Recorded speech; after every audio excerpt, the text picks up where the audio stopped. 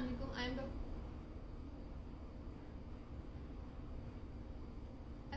I am Dr. Huda, graduated from Punjab Medical College, Faisalabad.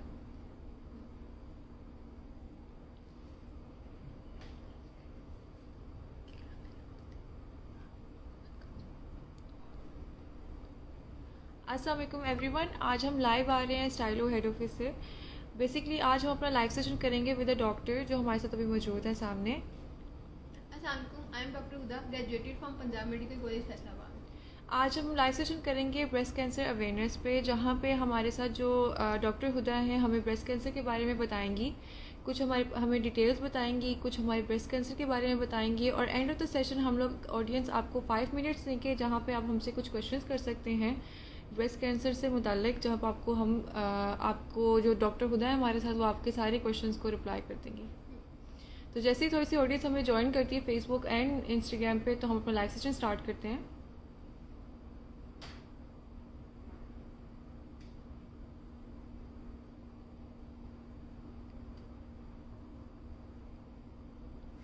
अस्सलाम वालेकुम जी।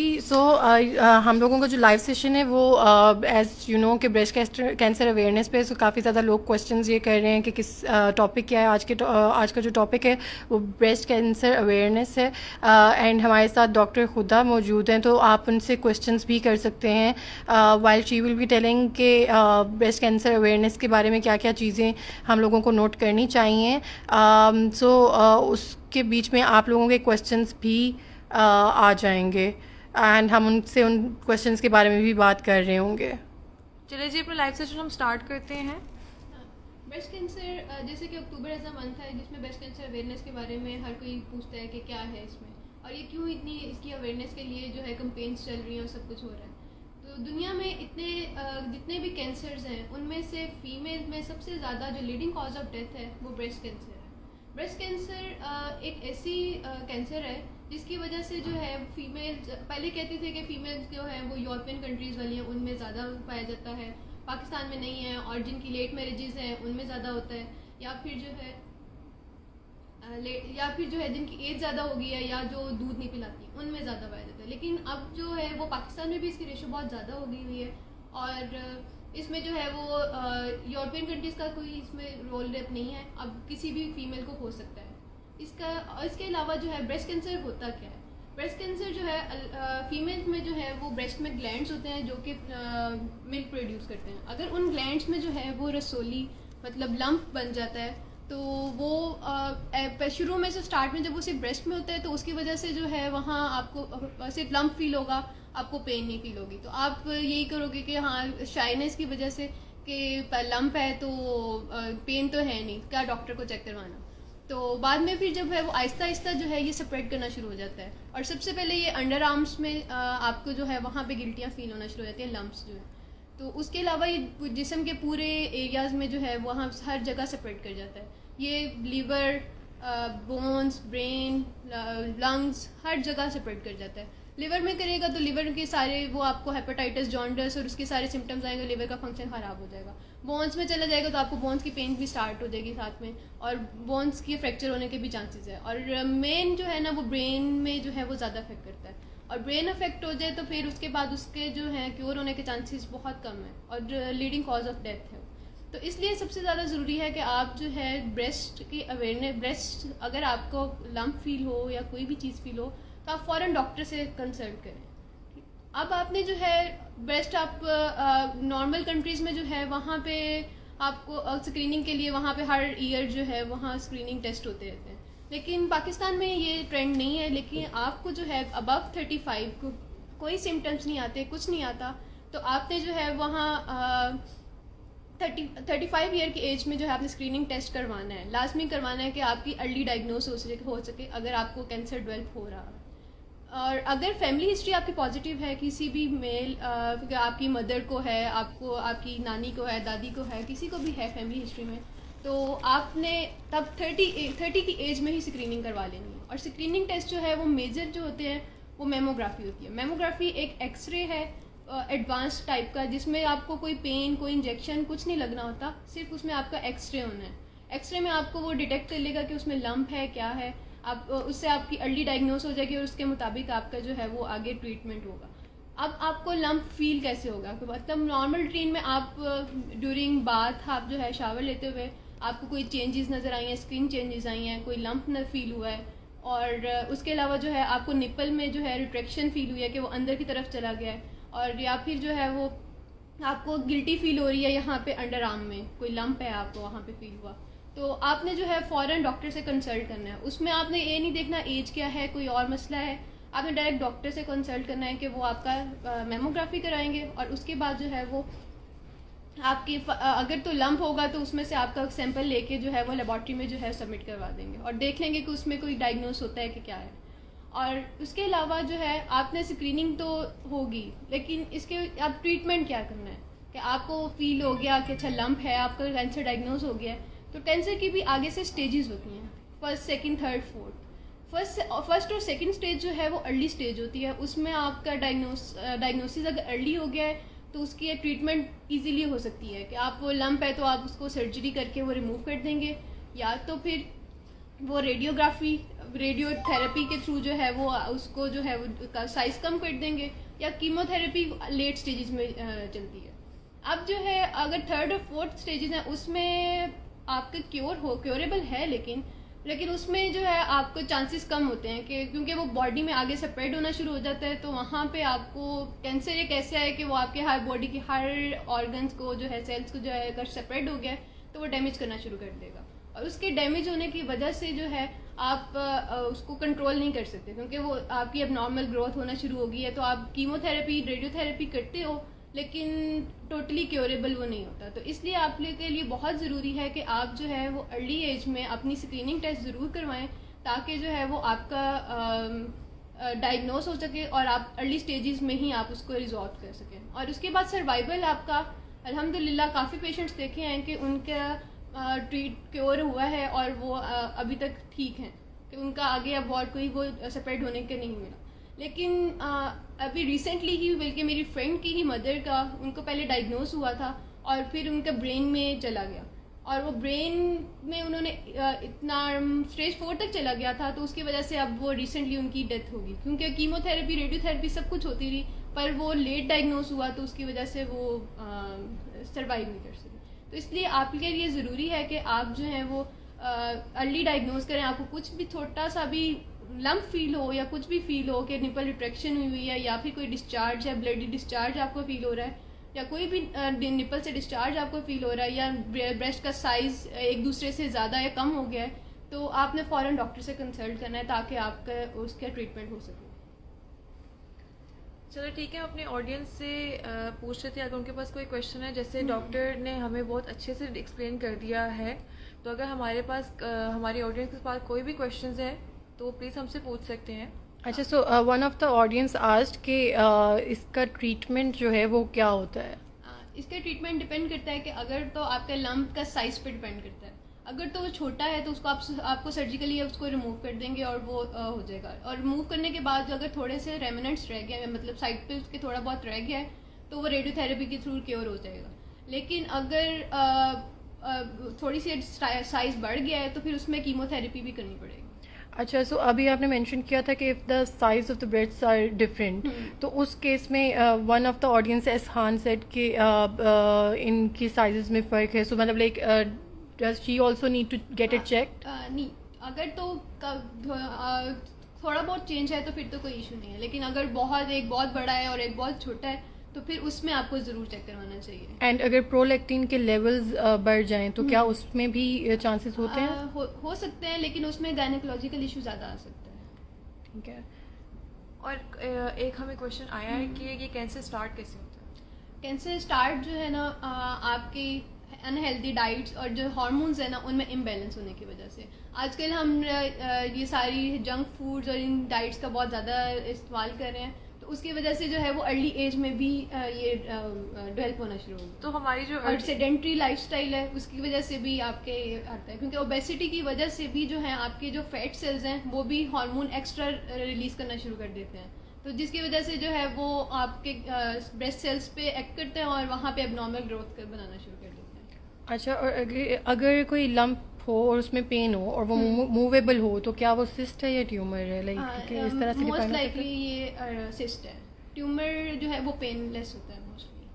हैं? Then आपके क्वेश्चन का आंसर हम लोगों ने, अच्छा कीमोथेरेपी में डेथ है क्या? नहीं, कीमोथेरेपी में डेथ नहीं होती, इट्स जस्ट ट्रीटमेंट जो कि किया जा रहा होता है फॉर कैंसर पेशेंट्स। और हमारे पास एक और क्वेश्चन भी आया है कि कैंसर की हम उसको रिस्क कैसे कम करेंगे? हाँ। कैसी डाइट हमें अपनानी चाहिए या क्या हमें फॉलो रूटीन करनी चाहिए?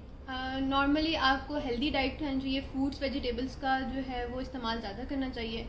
और उसके अलावा जो है आपको एक्सरसाइज बहुत ज़्यादा करनी चाहिए, क्योंकि हमारा जो है आजकल बिल्कुल वही आपसे मैंने पहले भी डिस्कस किया कि सेडेंटरी लाइफस्टाइल है, तो उसकी वजह से जो है हमारे बहुत ज़्यादा सिर्फ ब्रेस्ट कैंसर का नहीं, उसमें कार्डियोवास्कुलर और बाकी हार्ट के इश्यूज और बाकी इश्यूज भी बहुत ज़्यादा आ रहे हैं। तो इसलिए आपके हेल्दी लाइफस्टाइल होने से आपको काफ़ी और आप व्हाट डू यू सजेस्ट कि हमें कितनी दफ़ा साल के अंदर अपने आप को चेक करवाना चाहिए? और क्या ये सिर्फ 30 अबव के लिए या 30 बिलो भी ही लड़कियां जो हैं वो उनको भी चेक करवाना चाहिए? अगर तो देखिए 30 कोई सिम्टम्स आपको नहीं आ रहे तो फिर आपको 35 से अबव करवाना चाहिए। और अगर आपकी फैमिली हिस्ट्री पॉजिटिव नहीं है, फैमिली हिस्ट्री में नहीं है, अगर फैमिली हिस्ट्री है तो आपको 30 की एज में ही एक दफ़ा करवा लेनी चाहिए। साल में एक दफ़ा? साल में एक दफ़ा करवा लेनी चाहिए और हर साल ईयरली जो है आप करवा लें। लेकिन अगर आपको सिम्टम्स आ रहे हैं तो फिर तो आप फ़ौरन जाके चेक करवाएं। अच्छा, आमना ज़िया का क्वेश्चन है, प्रोलैक्टिन के साथ डिस्चार्ज भी आ रहा है तो क्या प्रोबेबिलिटी हो सकती है? एंड लाइट्स ऑफ पेन भी है एंड एम एपिलेप्टिक टू, तो उसके बारे में बता दें कि like you know what are the chances कि ये this is related to cancer? Discharge bloody discharge आ रहा है कि निपल अच्छा, सो उसके आमना ज़िया आप मतलब like I think it would be better that if you can consult the doctor with proper details, because आप प्रॉपर जब उनको जाके अपनी इतनी ज़्यादा डिटेल्स बताएंगी तो then they can guide you better with only one question. यहाँ पे मतलब लाइक उसको एग्जैक्ट एड्रेस करना शायद हमारे लिए थोड़ा सा मुश्किल हो जाए। एक और हमें क्वेश्चन आया है सुमन रज़ा से, वो पूछ रही हैं कि उनके पास भी लंप निकला है और वो मूवेबल भी है और उनका साइज़ जो है ना by the end of the month, मतलब जब भी उनका मिनिस्ट्रल जब होता है तो उनका साइज़ बढ़ जाता है और जब ख़त्म होता है तो वो रिड्यूस कर देता है। वो सिस्ट और फाइब्रॉइडिनोमा होता है, वो कैंसर नहीं होता, तो इसलिए उसमें आपको इतना ज़्यादा होने की परेशान होने की ज़रूरत नहीं है। लेकिन आप फिर भी एक दफ़ा जो है वो चेक करवा लें कि वो उसकी एक दफ़ा बायोप्सी करवा के कि उसमें कोई चेंजेस तो नहीं आना शुरू हो गए। लेकिन ये मेंस्ट्रुअल उसके साथ जो है ना इसकी एफिलिएशन होती है तो उसका कोई वो नहीं। अच्छा, अदनी पूछ रही हैं कि सिस्ट क्या ट्यूमर क्रिएट हो जाता है? लाइक कैन सिस्ट अनलाइकली, वो इतना डिपेंड नहीं। और ये डेंजरस होता है? Cyst is not dangerous but it must be remove. It must be removed. Obviously, when it's not removed तो फिर अच्छा कुछ लोगों ने यहाँ पे पूछा है कि लाइक और कोई भी अगर चीज़ नहीं है बट वैसे ही पेन है चेस्ट में तो क्या it can be also a cause of like you know no, ये जो है ना मोस्टली क्या होता है कि आपके पीसीओएस का इशू होता है तो उसकी वजह से भी ब्रेस्ट टेंडरनेस ब्रेस्ट में पेन आपको स्टार्ट हो जाती है। तो और आपके जो मेंस्ट्रुएशंस के साथ साथ हार्मोनल चेंजेस आते हैं ना, और अर्ली एज में तो आपको बहुत ब्रेस्ट पेन होगी, तो उसमें कैंसर के चांसेस नहीं है। वो वैसे ही आपको या तो आपकी ओबेसिटी की वजह से वो पीसीओएस बनना शुरू हो जाते हैं, आपके ये पॉलिसिस्टिक जो ओवरीज में बनना शुरू हो जाती हैं, तो उसकी वजह से आपको ब्रेस्ट में भी ऊपर टेंडरनेस स्टार्ट हो जाती है। अच्छा, इसके अलावा कुछ लोग ये भी पूछ रहे थे कि लाइक कितना टाइम लगता है moving from one stage to another? Let's say अगर कोई बंदा है और उसे सेकंड स्टेज में देखा है तो how long does it take for him to go to fourth stage? ये डिपेंड हर पेशेंट टू पेशेंट वेरी करता है कि वो कितनी जल्दी प्रोग्रेस कर रहा है और वो कौन से टाइप का है, कि वो डक्टल है कि लोब्यूलर है, वो फिर आगे टाइप्स पे डिपेंड करता है कि वो कौन सी टाइप का है। अच्छा, गुगू ने पूछा है ब्रेस्ट में वेन टाइप लम्प फील हो तो क्या वो डेंजरस है? सो आई थिंक इट्स बेटर कि आप उसको प्रॉपरली चेक करवा लें कि वो लम्प मतलब लाइक आपका कैंसरस है या नहीं है। उसके अकॉर्डिंगली डॉक्टर आपको ज़्यादा बेहतर देख के सजेस्ट कर सकेंगे कि वो कितना डेंजरस है आपके लिए और आपको उसको रिमूव करवाना चाहिए या नहीं। अच्छा, कुछ लोग ये भी पूछ रहे हैं कि अगर आपको कोई लम्प फील नहीं हो रहा but still you feeling the symptoms जो कैंसर ब्रेस्ट कैंसर में होती हैं, तो तब भी आपको जाके चेक करवाना हाँ चाहिए। जी, तो आप सिर्फ लंप, इसमें सिम्टम सिर्फ लंप नहीं है कि आपको लंप फील हुआ है तो ही कैंसर होगा। इसमें आपको ये निप्पल में से डिस्चार्ज होना शुरू हो जाएगा, या निप्पल अंदर की तरफ चला गया है, या फिर जो है वो आपको ब्रेस्ट के साइज में डिफरेंस आ रहा है, तो उसमें आपने हर किसी वो सिम्टम सारों में आपने चेक करवाना ज़रूरी है। और एक और ये भी मतलब एक क्वेश्चन ही है कि वो पूछ रहे हैं कि मुझे कहीं सालों से है एक lump but it's not movable, कभी कभी मुझे बस पेन होती है, तो इज इट कैंसरस या डिपेंड करता है कि उसमें आगे से जो है वो स्किन पिंचेबल है कि नहीं है, मूवेबल बिल्कुल भी नहीं है। नहीं। तो एक दफ़ा आप चेक करवा लें कि अगर तो वो सिर्फ सिस्ट एडिनोमा सा बना हुआ है तो फिर तो कोई इशू नहीं है, लेकिन अगर वो उसका एक दफ़ा बायोप्सी करवा के देखें तो अच्छा, सो इसके लिए घर पे किस तरह से लड़कियां खुद अपना चेक कर सकती हैं? लड़कियों को जो है ना हर मंथली जो है वो अपना चेकअप ज़रूर करना चाहिए, और उसके लिए ये है कि आपको अपने ये पाम ऑफ ये हैंड फिंगर्स की जो पल्प है और उससे रोलिंग मूवमेंट में चेक करना है, क्योंकि अगर आप सिर्फ स्ट्रेट चेक करेंगे तो फिर वो लंप जो है वो अंदर चला जाएगा, आपको फील नहीं होगा, और आपने उसको जो है वो जिगजैग के मैनर्स में टोटली जो है वो फुल आपने एग्जामिन करना है। तो अगर आपको कोई लंप फील होता है तो आपने वो भी देख लेना है, और अगर कोई स्किन चेंजेस भी आ रही हैं तो आपने वो भी देख लेना है, और निपल का डिस्चार्ज भी देख लेना है कि वहाँ से तो नहीं कोई डिस्चार्ज है। और इसके अलावा अगर लाइक लेट से उदाहरण खास्ता if someone gets to know, मतलब लेके उन्होंने सेल्फ चेक किया है खुद को एंड दे फेल्ट के they are feeling a lump या सम सिम्टम्स जो कि ब्रेस्ट कैंसर से रिलेटेड हैं, सो ऐसी सिचुएशन में सम पीपल गेट पैनिक्ड, तो उस सिचुएशन में क्या करना चाहिए? उसमें आपको पैनिक बिल्कुल नहीं करना चाहिए, क्योंकि ये क्योरेबल है और इसकी स्टेजेस हैं, और आप ये नहीं कहे कि बिल्कुल क्योरेबल नहीं है कि आप फॉरन हो जो कि नहीं कैंसर है पता नहीं क्या हो गया, तो उसके लिए आपको फ़ौरन डॉक्टर से कंसल्ट करना चाहिए, और उसका ट्रीटमेंट अवेलेबल है हर जगह। पाकिस्तान में भी इसका ट्रीटमेंट चल रहा है और काफ़ी अच्छा मतलब उसका प्रोग्नोसिस चलता है, तो वो डिपेंड करता है कि स्टेज कौन सी है। ठीक है।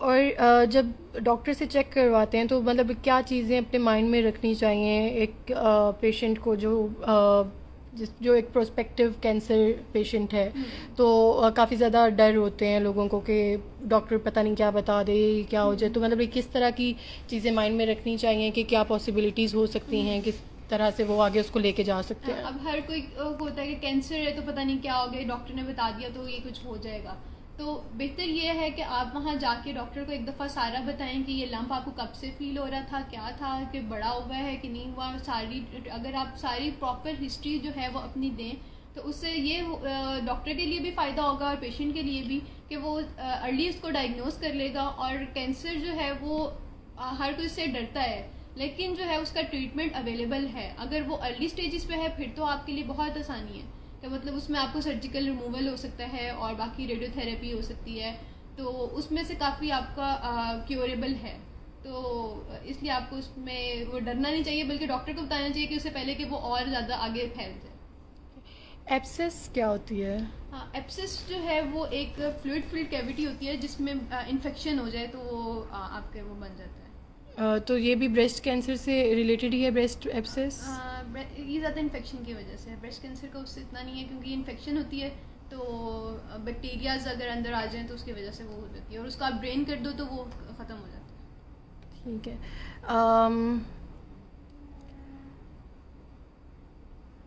अच्छा, इसके बाद हम लोगों के पास कोई और क्वेश्चन है?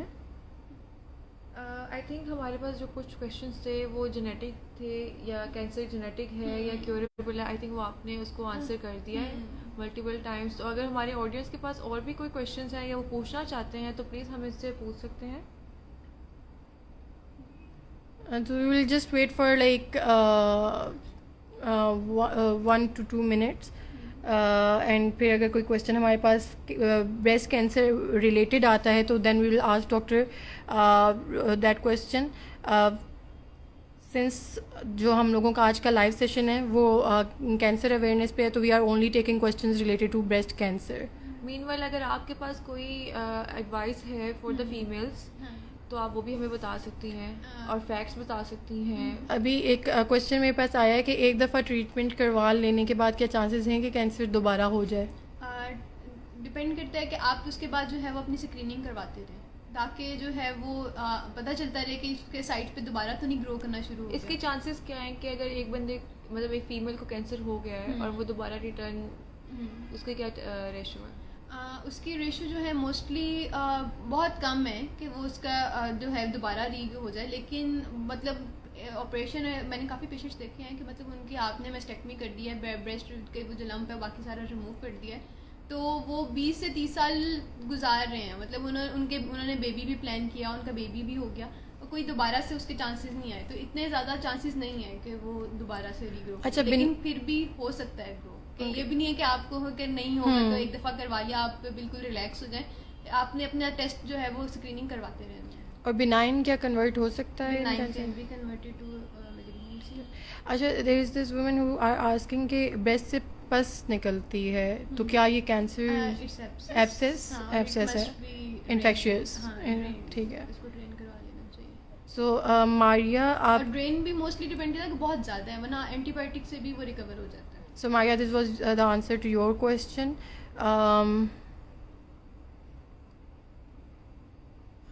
Someone asked that I am a feeding mother, but I feel pain in my left breast.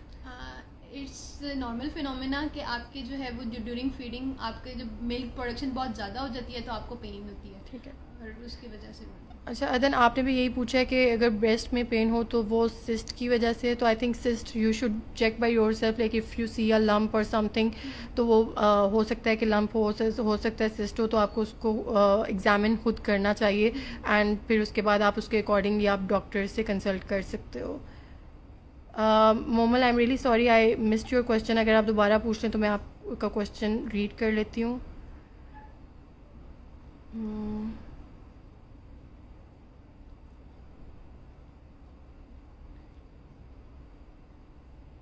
Symptoms I think हम लोगों ने काफ़ी ज़्यादा डिस्कस भी कर लिए हैं कि सिम्टम्स इसके क्या हैं। To wrap up, I think हम अपने दोबारा ऑडियंस को बता देते हैं कि इसके सिम्टम्स क्या हैं और कैसे अपने आप को चेक करना चाहिए और कितना रेगुलर चेक करना चाहिए, and then we can I think ये सिम्टम्स ही काफ़ी लोग पूछ रहे हैं, तो we will just like quickly go through them again कि क्या सिम्टम्स हैं, किस तरह से चेक किया जा सकता है, and then will wrap up the breast cancer में सिम्टम्स जो मोस्टली हैं वो आपको लंप फील होगा, सबसे फर्स्ट जो है वो लंप फील होगा, और उसका साइज पे डिपेंड करता है कितना लंप है क्या है, और फिर आपने निपल की शेप देखनी है कि निपल अंदर की तरफ रिटेक्ट तो नहीं हुआ, कि वो सुकड़ तो नहीं गया, और उसके अलावा जो है उसमें से कोई डिस्चार्ज तो नहीं आ रहा, मिल्क के अलावा कि आप बेबी को फीड करें तो तब तो कोई इशू नहीं है, तो अगर कोई ब्लडी डिस्चार्ज आ रहा है या कोई और डिस्चार्ज आ रहा है तब भी आपने उसके बारे में वार्न हो जाना है। और इसके अलावा अगर आपको ब्रेस्ट के दोनों के साइज़ डिफरेंस फील हो रहा है कि एक बहुत बड़ा है और एक कम हो गया है, और या फिर जो है वो आपको एक लंप फील हो रहा है इन एक्जिला, ये आपको अंडर आर्म्स में जो बगलों में आपको कोई वहाँ पे कोई रसोली या कोई फील होती है, तो आपने फ़ौरन डॉक्टर के पास चेक करवाना है। आपको ये सिम्टम्स हैं, और मोस्टली जो है वो आपने फीमेल्स को आफ्टर 35 एक दफ़ा स्क्रीनिंग ज़रूर करवानी चाहिए, ताकि जो है वो अर्ली डायग्नोस हो चुके जिनको सिम्टम्स कोई भी नहीं आ रहे, और अगर जिनकी फैमिली हिस्ट्री पॉजिटिव है फिर तो उनको 30 की एज में ही करवा लेनी चाहिए मैमोग्राफी एक दफ़ा। और उसके अलावा जो है ये रेगुलर चेकअप के लिए खुद जो सेल्फ चेकअप करना है वो आपने मंथली ज़रूर चेक करना है, और उसके लिए आपने जो है ये पल्प ऑफ फिंगर्स से रोलिंग मूवमेंट के थ्रू जिगजैग मैनर्स में जो है वो आपने उसको चेक करना है कि वो आपको कोई लंप फील हो रहा है, बाकी जो आपको मैंने सारे सिम्टम्स बताए हैं कि उसमें डिस्चार्ज है, कि निपल की रिट्रैक्शन हुई है, या फिर कोई लंप है और ब्रेस्ट में लंप है, या फिर एक्जिला में लंप चला गया है, तो उसका आपने वो ज़रूर चेक करना है। और इसके अलावा आपकी ओबेसिटी जो है वो मेन कॉमन कॉज है, रिस्क फैक्टर है आपका, और फिज़िकल एक्टिविटी आपकी सेडेंटरी लाइफस्टाइल की वजह से जो है वो आपका चांसेस ज़्यादा बढ़ जाते हैं, तो आपने हेल्दी लाइफस्टाइल रखना है और फिज़िकल एक्टिविटी भी बढ़ानी है अपनी, ताकि जो है आपको डिफरेंट बीमारियां जो है वो कम, सिर्फ ब्रेस्ट कैंसर ही नहीं बल्कि बाकी भी जो है वो उनमें भी आपको काफ़ी हेल्पफुल रहेगा। अच्छा, one last question I take, cancer family में अगर किसी को हो तो चांसेस हैं, तो इसका ऑलरेडी आंसर हम लोग कर चुके हैं कि चांसेस येस होते हैं, उस ज़्यादा चांसेस होते हैं, तो इसलिए आपके लिए ज़्यादा ज़रूरी है कि आप उसको रेगुलर सेल्फ एग्जामिन आप करते रहो। Thank you so much everyone for joining, and thank you Dr. Huda for joining us. It was a very informative session, and inshallah हम लोग इस तरह के सेशन करते रहेंगे जहाँ पे हमें लगेगा कि हम अवेयरनेस क्रिएट कर रहे हैं. So thank you everyone. Thank you so much audience for joining us. अपना बहुत ज़्यादा ख्याल रखिएगा. अल्लाह हाफ़िज़.